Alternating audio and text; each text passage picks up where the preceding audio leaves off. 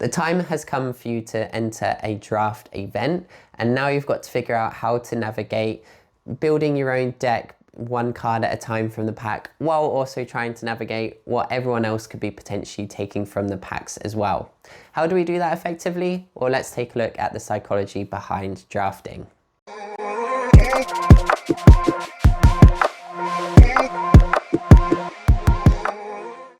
Welcome back to TCG Psychology, the channel where we turn psychological insights into competitive advantages. Now this week we are going to be continuing our topic outside of constructed events and looking at drafting. Now I particularly enjoy drafting because it's not just about you've got your packs and you've got your cards now, but also now you have to try and navigate that minefield of, okay, I can only choose one card from this pack, and then I may not see some of the key cards in there that I wanted as it comes back around the table again. You've also got to navigate what people are potentially drafting, what colors they're trying to play, and how that's going to impact the deck that you build at the end of that deck building phase. So it becomes a little bit more complicated in terms of trying to navigate that from a psychological perspective. Now, from a psychological point of view, there are a few things that we need to consider when it comes to psychological influences behind being competitive in a drafting situation. Now, first of all, one thing that we might be stuck on is when we open that first pack, if there's a card that we particularly like from that pack, we may be tempted to then just stick to our guns to certain colors or a certain color to ensure that we can play that card. Now this is quite a major mistake because as the packs are going round, the number of cards available in that color pool may dwindle quite quickly if other people at the table have decided that they want to then go and play those colors as well. When you're in a competitive environment as well, you are not going to be able to see your cards at all times that you've drafted, and there's going to be a lot more mind games going on around what cards people are taking from packs to try and throw you off of the scent of what they're drafting as well. So we need to be flexible in these situations and be able to switch tactics if needed to ensure that we can be effective when it actually comes to the gameplay as well.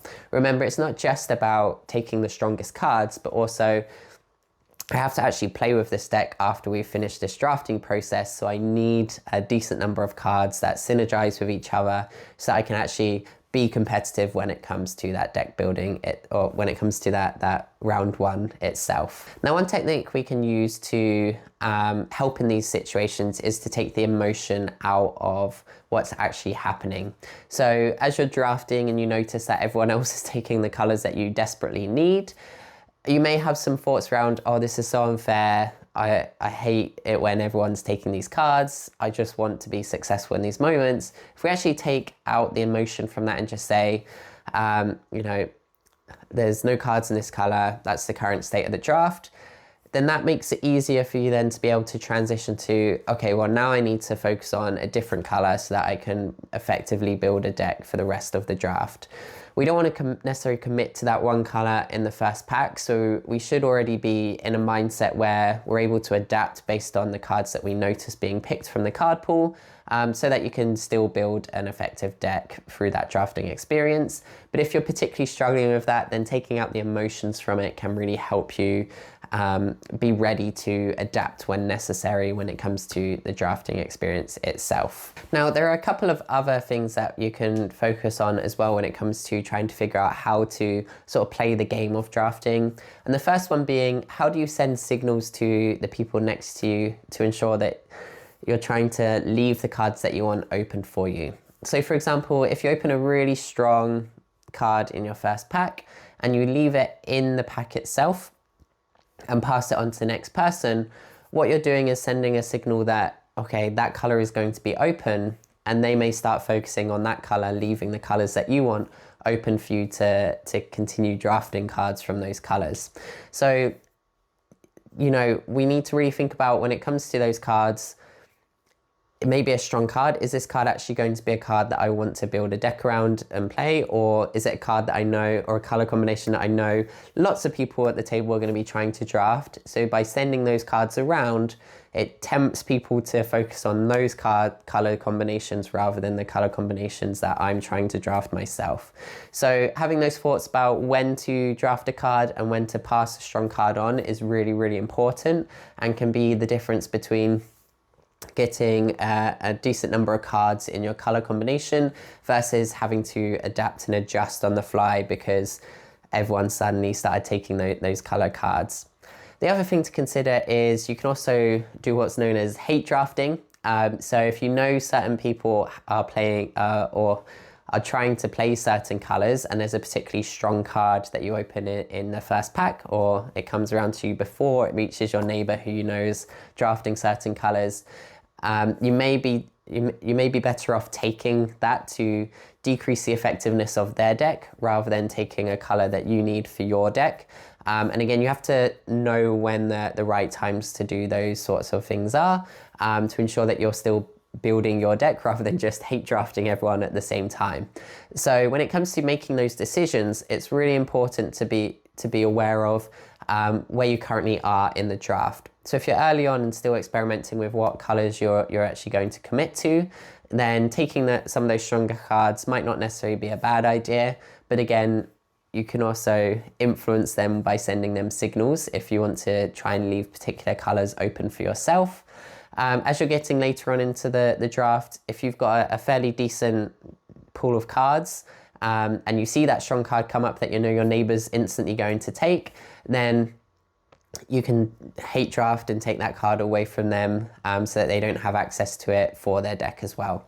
So making those decisions is really key, and often you're doing this under a time limit. So keeping yourself calm and collected is really, really important. So when it comes to slowing ourselves down again, think about using techniques such as deep breathing to ensure that we're not rushing through those decisions in that time limit, and we're able to utilize those sort of skills to slow down both our psychological and biological states to ensure that we're really thinking those decisions through.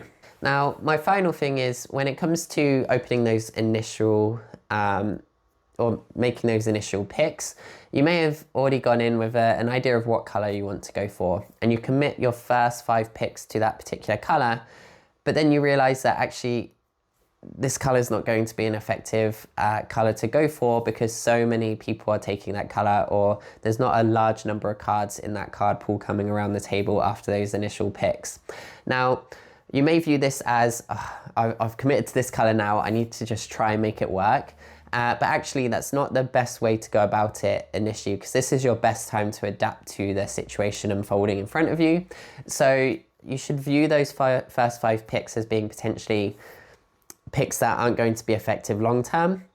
And after those initial picks, then you can see more of what colors are going around and being available. And that may be the best time to sort of switch your tactic to make sure that you're putting yourself in the best position to have a bigger pool of cards in that draft itself.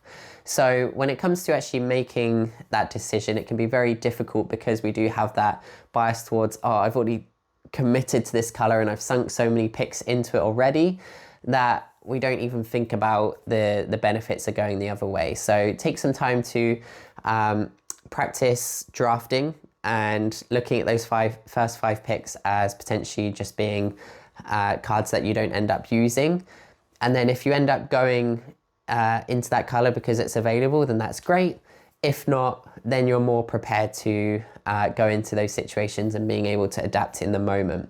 Now, it may sound like an obvious thing to practice it before going into a competitive draft, but actually the more that we replicate those experiences, the more comfortable we become before we then enter that competitive draft. Because when we step it up to a competitive environment, we have to navigate those extra levels of stress and pressure of being in a competitive draft. And even though we're at the end of the day doing the same thing, there's a lot more pressure that you put on yourself to make the right decisions, and that can actually influence you in the moment. So being comfortable doing it in your practice drafts then enables you to be more comfortable doing it in a competitive draft and being more effective and being able to adjust on the fly. I hope you enjoyed that video, and if you know anyone who is entering a competitive draft soon, please do feel free to share this video with them. Make sure to like and subscribe to the channel so that you're notified when future videos are released. In the comment section down below, let me know what your tips and tricks are to be successful in drafting. And until the next time, make sure to win the mind game meta.